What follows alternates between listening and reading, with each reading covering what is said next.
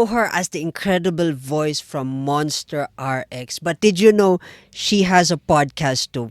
If you do not know who I'm talking about, stick around. Let's go.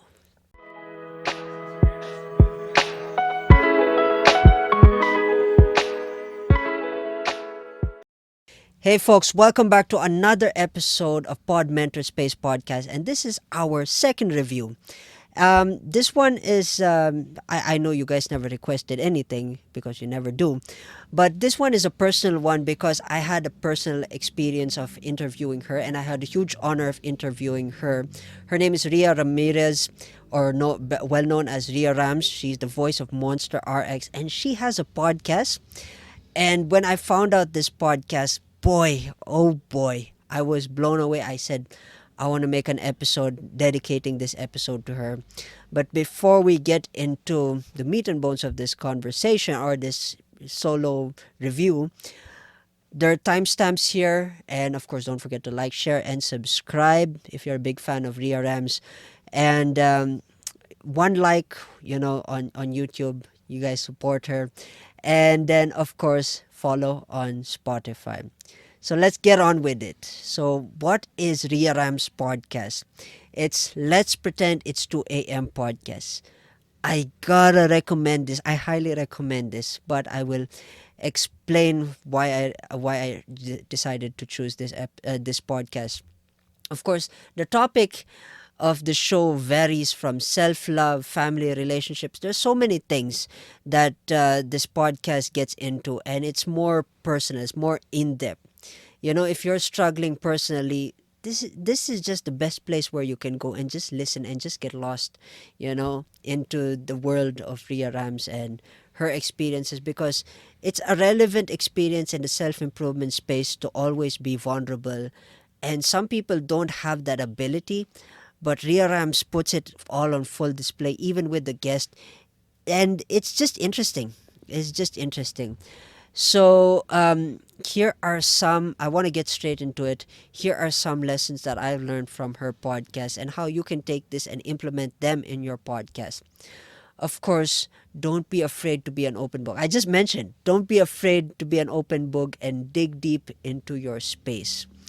So, if you are a content creator who is trying to figure out how to solve a problem, always ask questions and always dig deep into that. Because I noticed this, that if you get into a niche or a category, if you put yourself in a category and then you try to niche down, there are so many things that you can pick up from one category alone and build content uniquely that can separate you from your niche. And here, digging deep, one I want to focus on digging deep is because some people don't really consider this as a skill. You have to learn how to dig deep within a niche.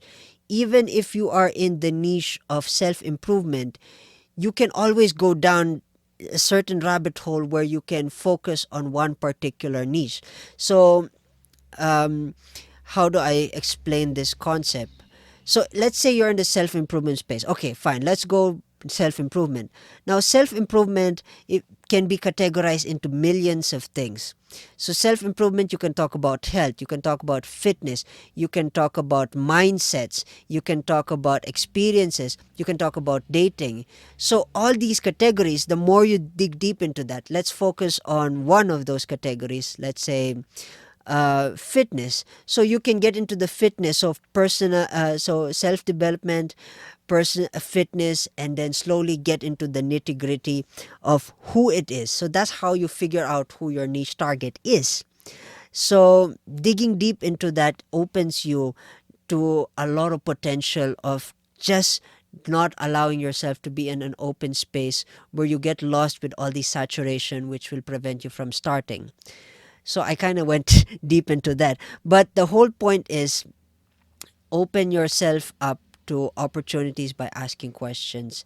And now, if you're in the self-improvement space and you're in the you're in a similar niche as Ria Rams, always be vulnerable, because self-improvement, in order for you to reach your target audience or to reach who you want to talk to, you gotta be an open book. You cannot keep closing yourself and say that, yeah, I'm introvert, so it's not gonna work for me. No, it's not. Of course, yeah, I was about to say Tagalog version, but yeah, of course it will not work because you need to be vulnerable. You need to put yourself out there in order for people to find that source sense of relevance. I kind of see here, an audience should say that I kind of see myself in this person. I want to listen to him. I want to listen to her. So, be an open book. And that's saying I'm excited to talk about this one. So, don't overthink your structure is point number 2. Of course, her structure is very simple. Get in, get the episode. Don't overthink about it. Don't put time limits. Don't put this, don't put that. And just go all out. If the conversation leads to something, then go there. So you need to be strategic as a host. You need to figure out. And that's one thing I noticed about Ria Ramz. I had a conversation with her, and she is a phenomenal conversationalist.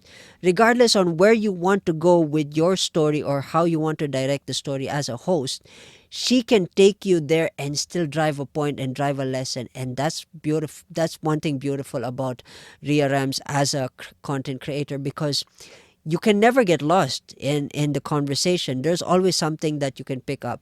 So don't overthink your structures. If you have your structure is set, okay, think about the structure. But if you tend to break the structure, it's okay.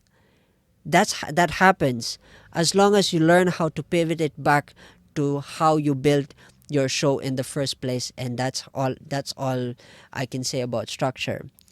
Value over time. So this is my third point. In her podcast, it's more about the value of the conversation rather than the episode template. So if you think about this in a strategic way, when you're talking about digging deep and you're talking about things, you of course you cannot quantify that and say, okay, in the span of the next 30 minutes, probably, as if you're producing, in the span of 3 minutes, 4 minutes, 5 minutes, I think I want to get back to what I want to talk about. If, let's say, if you're interviewing someone and then they want to share their personal experience that's relevant, always put that value, because that there's always something that people will pick up within that episode. So it's all about value over time, and that also applies to the previous point, which is thinking about it in structure wise. And here, the fourth point here is having the ability to create a haven for your community. This is beautiful because I knew Ria Ramz via TikTok, and she's built a massive following there before she transitioned to podcasting. Of course, definitely the audience that she built from her TikTok and her Facebook, Instagram.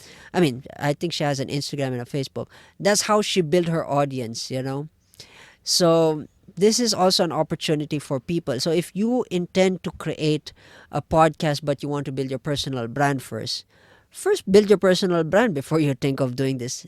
But there's no rule, there's no said marker where you should do this in order to do that. If you want to do the podcast first in order to build your personal brand, by all means. But if you want to build your personal brand online and then transition, by all means. There is no rule here. As long as you're creating and you're creating value and you're building that safe haven for your listener, you're solid. There's nothing much that you can overthink about that. So, you know, there's always people there that will appreciate you for the effort and the ability that you produce. It's energy always matches energy regardless of where the energy is created, either social media, podcast, or blog, or anything. It's just everything that you do is energy, and it comes back to you in double fold. So yeah, so those are the lessons that I learned basically. And why, again, I wanted to talk about this. Why did I choose to review this particular podcast? Again, I wrote it in my blog, and I'm gonna say it again. Ria Ramz is an amazing conversationalist. As a radio host DJ, it's her job, and I do believe she studied and graduated in communication management. So it kind of she has to, you know. It's part of the thing, it's part of the ordeal. But put it kidding aside, you know, Ria Rams is a phenomenal person to be with, and her energy is unmatched, and this is like my dedication to her because I'm a big fan. And she's doing what she does best as a video, as a DJ host, and I'm proud of her. And those are the lessons, and that's the review. I could just give a review. If I could give a review, I mean, every review that I'm gonna give is like 10 on 10. Basically all the upcoming podcasts, if you guys are gonna give me something, of course I'm gonna give a subjective thought into this. But the stuff that I choose to review, of course, definitely 10 on 10. You guys get into this, listen to her episodes, and I'll put the link and the description, of course, on Spotify and on YouTube, because she's a phenomenal. And you guys, if you guys want inspiration, she's the best inspiration. So yeah, if you're struggling with your life, Ria Rams is the best place to go, and 2 a.m. is always the best way to listen to start your interesting journey. So yeah, Ria Rams, if you're listening to this episode, I want to give you a major shout out. I congratulate you in all your successes. I'm a big fan, and I'll always be a big fan. And this episode is for you. With that in mind, cheers, folks, and I will see you in the next episode.